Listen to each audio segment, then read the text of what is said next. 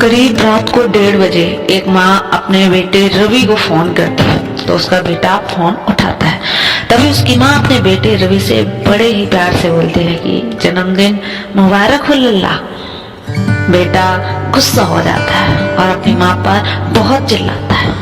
कहता है कि माँ तुम पागल हो क्या, तुमने इतनी रात में फोन कर दिया, तो खामा खा तुम मेरी नींद खराब कर देती हो। माँ से यह कहकर उसका बेटा रवि जोर से फोन रख देता है। बेटे की ऐसी बात सुनकर माँ की आंखों में आंसू आ जाते हैं। तभी थोड़ी देर बाद रवि के पिता अपने बेटे को रवि को फोन करते हैं, लेकिन बेटा पिता पर गुस्सा नहीं करता, पर वो उनको भी यही कहता है कि पिता फोन सुबह कर लेते कि रवि बेटा मैंने तुम्हें इसलिए फोन किया है कि तुम्हारी माँ सच में ही पागल है जो तुम्हें इतनी रात को फोन किया, पागल हो गई है। अब उसे डॉक्टर से कुछ अंदर की परेशानी के लिए ऑपरेशन करवाने को कहा, लेकिन तुम्हारी माँ ने डॉक्टर को ऑपरेशन के लिए मना कर दिया। पता है क्यों? क्योंकि उस समय तुम्हारा जन्म होने वाला था और तुम्हारी माँ नहीं जानती थी कि तुम्हारे जन्म को वह कितनी परेशान हो जाएगी।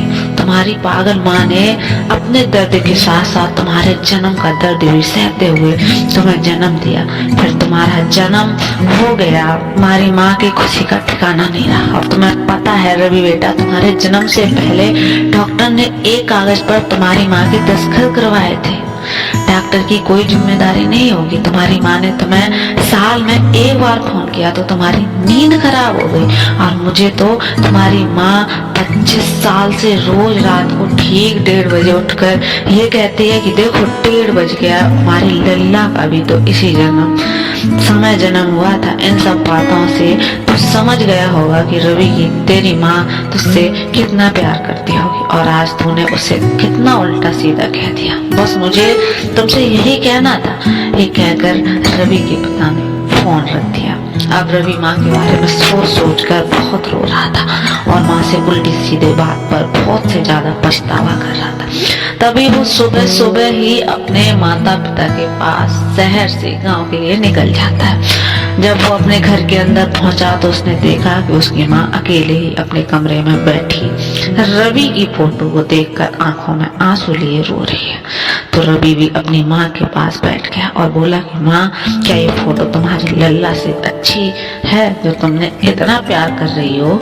तो जब रवि की माँ ने रवि को देखा तो वह बहुत खुश हो गई और जल्दी से अपने आंसू पोंछकर अपने बेटे को अपने सीने से लगा लिया। फिर रवि की माँ जल्दी से अपने बेटे से पूछती है कि बेटा तुझे भूख लगी होगी, मैं तेरे लिए कुछ लेकर आती हूँ। तो रवि ने अपनी माँ को रोकते हुए कहा कि नहीं माँ, मुझे भूख नहीं लगी है। तो माँ ने कहा कि नहीं बेटा, इतना लंबा सफर करके तुझे कुछ तो खाना ही होगा। तभी रवि की आंखों में आंसू लिए अपनी माँ को सीने से लगा लेता है और खूब रोते हुए अपनी माँ से कहता है, मुझे माफ कर दो माँ, मैंने कल रात तुम्हें क्या क्या कह दिया और तुम्हें पागल भी कहा, मुझे बहुत बुरा लग रहा है माँ, प्लीज मुझे माफ कर दो।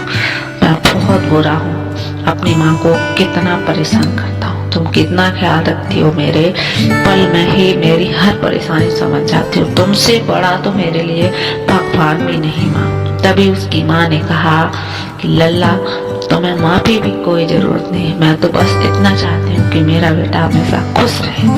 और अब ये माफी वाफी छोड़, मैं तेरे लिए तेरी पसंद का खाना लाती हूँ, आराम कर ले। अब रवि सब समझ चुका था कि माँ के बिना कुछ भी नहीं, एक माँ ही है जो कि हमारी सारी बड़ी सी बड़ी गलतियां भी बड़ी आसानी से माफ कर देती है और अपना जीवन भूलकर सिर्फ हमारे ही बारे में सोचती रहती है। तो रवि ने उसी समय ईश्वर से प्रार्थना की, हे ईश्वर, तेरा धन्यवाद कि तूने मुझे इतनी प्यारी माँ दी है, क्योंकि माँ जैसा इस दुनिया में कुछ भी नहीं है। वाकई में दोस्तों, इस दुनिया में माँ के जैसा कुछ भी नहीं है।